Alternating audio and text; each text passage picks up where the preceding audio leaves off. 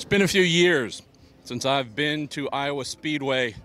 Last time, I'll tell you what, it did not look as clean and manicured and beautiful and loved as this. Massive, massive respect to the folks at Hy-Vee, Penske Entertainment, Iowa Speedway itself, all the partners that came together to say, not only does this need to be a staple in IndyCar's world as it once was, but this entire facility, all the sponsors that have come on board, this needs to be a real celebration. And I'm telling you, not only is it visible to the eye, but speak to drivers up and down pit lane, team owners. This is almost like a brand new facility. So again, massive, massive congratulations to what everybody's pulled off here. Relatively cool today. Only 90-ish to 92 degrees. Still hot though. Interesting to watch drivers get out of the car after this single 90-minute practice session and take their very cool drink bottles, whatever it is they might have had that had ice in it, open up the front of their suits and pour it in. Nonetheless, wasn't brutal today, and crews as well, not having to be in their full race suits, 2-3 layer and all that kind of stuff. Today was not terrible, so still wasn't wonderful, but it's meant to be about 97 degrees tomorrow and Saturday for this 250 lap race. I am mildly concerned about some crew members maybe, I don't know if dropping out is the word, but needing to take a knee, take a seat, buckling under some of this heat and the humidity that is mounting. Walking up and down pit lane today here on Friday, I only noticed one team that went the route of renting some large industrial style air conditioners that happened to be Chip Ganassi Racing. One funny note, down by the Scott Dixon portion of the pit lane setup, there was one of their PR reps who was making sure they stayed very cool. I advise that they move away because the last thing you want is a bunch of hot and steaming mechanics who aren't able to go to the back of the tent and get that AC and see that the guy who's not having to work on the car is indeed using all that cool air. But nonetheless, when there were breaks, when there was a long run being done, or if the car was down for a moment, you would see some of the crew wander over to stay cool. So I do wonder how many other teams might be looking to rent those here and get them in for Saturday and Sunday. Will Power the fastest today, getting in a late lap. Number of drivers put on newer tires towards the end. Interesting to see the Ganassi cars close-ish, Andretti cars not so close. Air McLaren SP close, so we'll find out what happens when we get into the race tomorrow. But right now, the Team Penske crew, Scotty McLaughlin jumped up to third there towards the end. Penske team, boy, they are kind of the longtime masters of damping and mechanical grip. This track is all about those two things. Not a shock that they were really quick here on Friday when it mattered. One other quick little note, on the Ganassi side, happened to notice that Chris Simmons, who happened to win last weekend, returning to the timing stand with Scott Dixon. He is back now. I asked the team, because I actually had some crew members with other teams say, hey, what have you heard about Michael Cannon, who's been Dixie's Race Engineer Championship winning since 2020? Team said no issues, no problems there. He's still a Ganassi guy, will always be a Ganassi employee, just has not been able to travel of late. So great to see that Chris Simmons, their performance director, is able to step in again and look after the engineering on Dixie's car. But a lot of folks here on pit lane hoping that we get the great Mr. Pink, aka Michael Cannon, back very, very soon. Other than Power going quickly, main topic of the day, yet again, some of the dramas going on in terms of driver contracts, who's available, who isn't. Spent 5 or 10 minutes this morning in the hauler with Alex Pagenaud speaking about things. We'll admit, truthiness, not necessarily something that Alex appears to be embracing very much over the last week, week and a half. Might give me one answer saying yes, give someone else an answer to the same question saying no.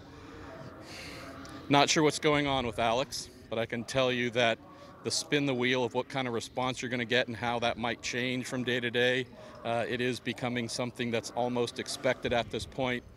Another quick note on the number 10 car, the Ganassi car. Seems like we've got a lot of Ganassi news here today, but as Juan Montoya likes to say, it is what it is.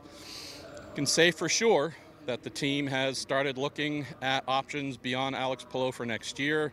Can tell you that of the intel gathered in the paddock, the team isn't talking about it, but the intel gathered in the paddock, it would appear one or more drivers are certainly and communication about what might be possible in the number 10 car next year. So the silly season is not stopping. We have more racing to do. We have a lot of heat coming. We're going to go into a pretty crazy 250-lap race tomorrow, then have a bunch of concerts to enjoy, and then we do this all over again on Sunday with 300 laps. So don't know who we're going to speak with as our guest after the race tomorrow, but at least for right now, why don't we get going with our pal Simon Pagenaud, talking about his day. Tire wear, really the big item of note. So let's get rolling with our man, Simon Pagenaud. It's even recording. Yeah. The red light's on.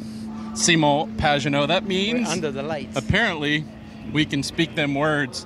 Hey, we just did 90 minutes of opening practice, the only practice session you're going to get all weekend long here at the Hy-Vee IndyCar weekend doubleheader music country jamboree, brought to you by Gwen Stefani, I think, whatever.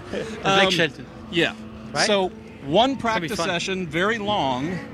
Nobody used all 90 minutes though. Tell me about your session, because I know looking at the progress you made, it looked very similar to many others who sat for a little bit and went out, did short runs, did longer runs, new tire runs. What did you learn? Yeah, it was interesting. I mean, first of all, Hy-Vee's done a great job. You know, we're going to say it. Amazing. They actually made the place look fantastic, so we want to thank them. I haven't been here in a few. It's really cool. I haven't been here in a few years, and it is it's like really a cool. new track. It's really cool to see. You know, it's for us. I know we love our sport, so seeing somebody making such an effort to make us look so good, it's really, really satisfying. So anyway, thank you very much for that. You know, it was a fun session. 90 minutes. I felt like we ran quite a bit. I believe I did. Yeah, like you said, we ran 90 laps, which is quite a lot. The two grooves came together, so we could run second lane, bottom lane, which means you can pass. So that's great.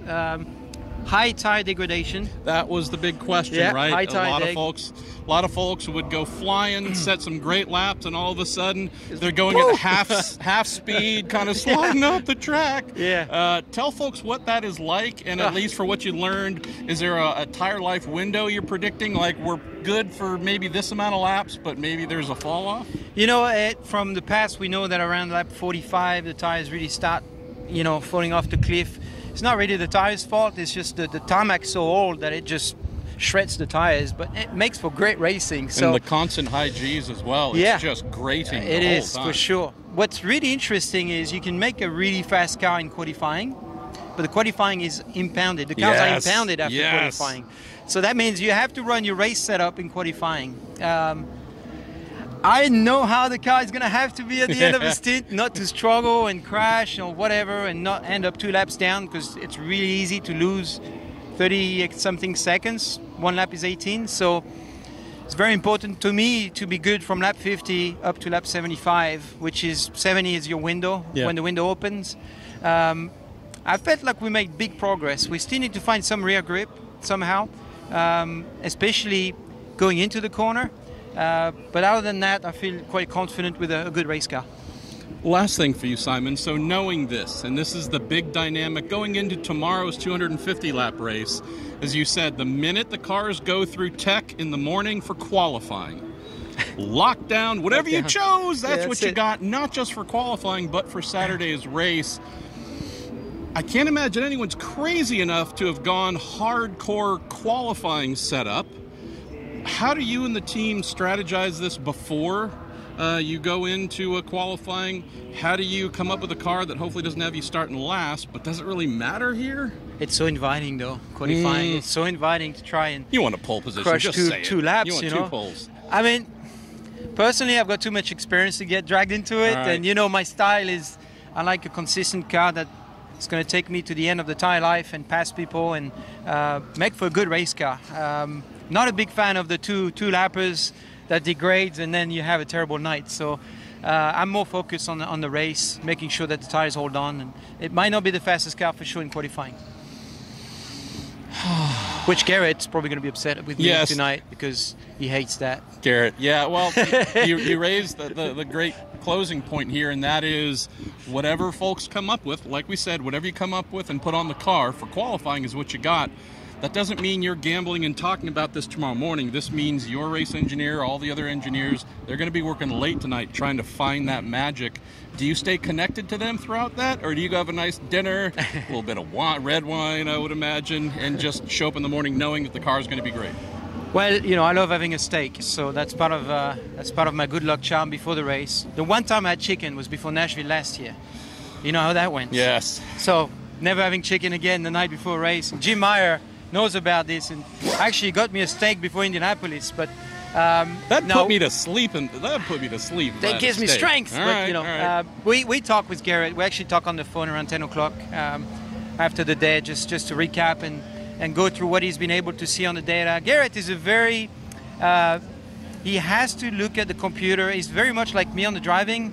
He has to see it on the computer with the feedback that I give him to process it and go forward with it. So I'm the same with the driving. I have to see the data, I have to see the video, and then I make my mind up for the next day. Are you staying after the race tomorrow night to take in the concerts, or what are you doing? Well, yeah, there's no flights back home, so I'm going to be around.